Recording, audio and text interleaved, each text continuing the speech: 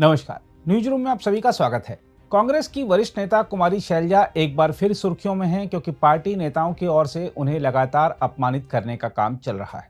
हरियाणा कांग्रेस में हुड्डा परिवार के एकाधिकार के खिलाफ उन्होंने जब जब आवाज उठाई तब तब उन्हें किनारे कर दिया गया।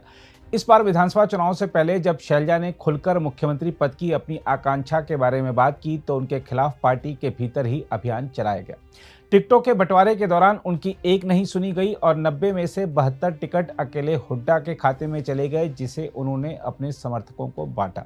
बताया जा रहा है कि शैलजा की अनुशंसा पर 2 या 3 लोगों को ही टिकट दिए गए हैं।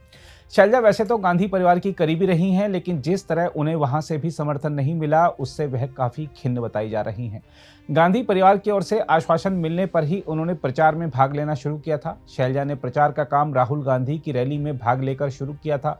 उस रैली में राहुल गांधी ने शैलजा और भूपेंद्र हुड्डा का हाथ उठाकर दोनों के बीच संबंध सामान्य होने का संदेश देना चाहा था, लेकिन चुनाव प्रचार के आखिरी दिन राहुल गांधी ने उन अशोक तंवर को कांग्रेस में शामिल कर लिया जो कि शैलजा के धुर विरोधी माने जाते हैं।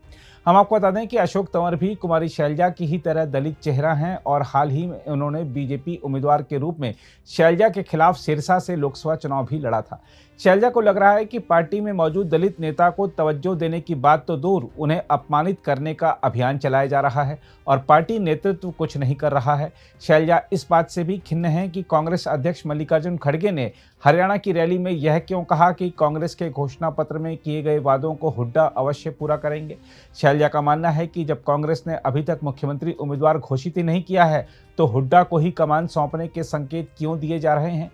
इसलिए सिरसा से सांसद कुमारी शैलजा ने हरियाणा विधानसभा चुनाव के प्रचार के आखिरी दिन दिल्ली में पार्टी नेतृत्व से मुलाकात की।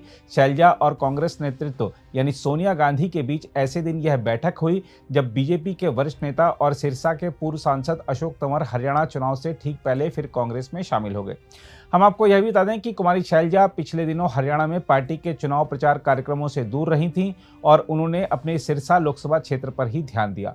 माना जा रहा है कि शैलजा की नाराजगी 10 से 15 विधानसभा सीटों पर कांग्रेस का खेल बिगाड़ सकती है। हरियाणा में दलित मतदाताओं की तादाद अच्छी खासी है। बीजेपी ने कांग्रेस के भीतर शैलजा के लगातार हो रहे अपमान को भी चुनाव में मुद्दा बनाया था।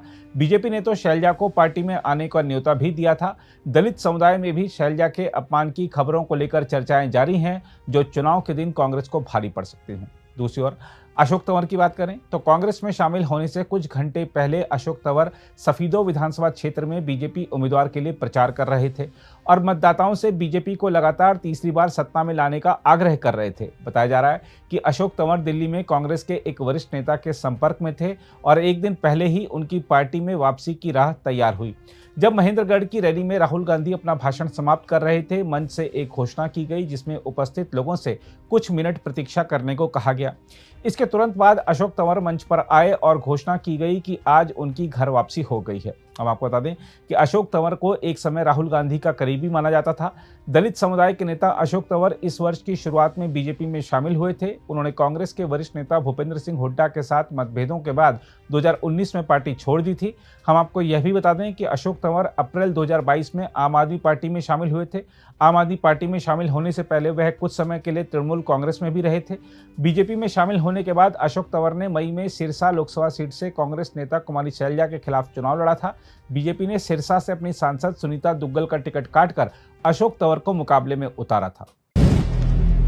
अगर आप भी लेना चाहते हैं देश दुनिया की तमाम जानकारी तो आज ही सब्सक्राइब करें हमारे चैनल को। साथ ही नीचे दिए बेल आइकन को जरूर दबाएं ताकि हर अपडेट आप तक पहुंच सके।